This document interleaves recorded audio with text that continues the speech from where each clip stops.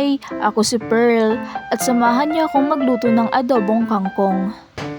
Namiss ko kasing kumain ng gulay kaya naisipan kong magluto ng adobong kangkong. Buti na lang at may natira pang karne sa ref kaya ginawa ko na lang siyang pangsahog. Ilang araw na din kasi akong nagki-crave ng gulay kaya naman naisipan kong magluto nito.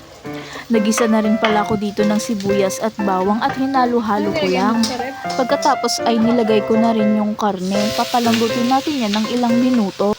Buti na lang talaga at pinachop ko na to ng maliliit para hindi na rin ako mahirapan at mapagod mag-slice dito sa bahay. Sunod ko naman tong tinimplahan. Naglagay ako dito ng toyo at ng magic sarap. Gusto ko kasi ng medyo maanghang kaya naglagay na rin ako ng chili powder. Nandito rin kasi si Adi kaya talagang dapat maanghang yung pagkain dahil mahilig nga siya sa maanghang. Nagkakasundo talaga kami pagdating sa pagkain, lalo na sa spicy food. Every time nakakain nga kami sa labas ay laging nagre-request ng sili. Nakakadalawang sili nga siya sa isang kainan lang. Dati hindi ko kaya kumain ng sili pero ngayon kaya ko nang kumain ng kalahating sili. Kalahati pa nga lang, nahawa na rin tuloy ako kay Adi. Ay pak, sino ka dyan? Anyway, naglagay pala ako kanina ng coke, suka at asukal.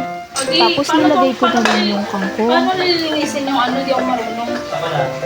Tinanong ko pala dito si Adi kung paano maglinis ng hipon dahil hindi nga ako marunong.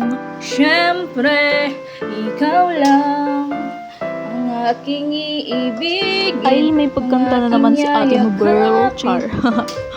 Bear with me guys, ang pangit ang boses ko. Nagbekos-mekos lang tayo dyan at pinakuluan lang natin. Tapos naglagay lang din ako dito ng paminta na powder. Ayan, sobrang dami nga yung nalagay ko. The more the merrier. The more the tastier. Char. Pak, 20 pesos lang yan. Hindi pa nga nakontento sa chili powder at naglagay pa nga ng sili. Pero yung sili na yan, ubos kay Adi yan. Tapos naglagay din ako ng oyster sauce dahil mas masarap pag may oyster sauce. Char, pwede naman commercial. 2 beses pa lang siguro si Adi makakatikim ng luto ko. Madalas kasi kapag magkasama kami sa labas kami kumakain, madami kasi kaming pera eh. Char. Mas pinipili kasi namin kumain sa labas para hindi na hassle. 2 beses lang kasi may day off si Adi sa isang buwan. Kaya kapag magkasama kami, quality time talaga. Sa tingin nyo guys, ano ba yung mas tipid? Yung bumili ng ulam o yung magluto ng ulam sa bahay? Since madalas mag-isa lang ako dito sa bahay, yung ginagawa ko kasi namamalengke na ako ng pang isang linggo para may maluto ako. Tapos, yung natitirang ulam, iniinit ko na lang at nilalagay sa freezer. Tapos, binabaon ko naman yung iba. Comment nyo nga guys kung ano ba talaga yung mas tipid. Ako lang ba yung nakakaalam ng kasabihan na kapag masaya ka daw habang nagluluto talagang masarap yung pagkain? O sariling paniniwala ko lang yun? So ito na guys, luto na siya.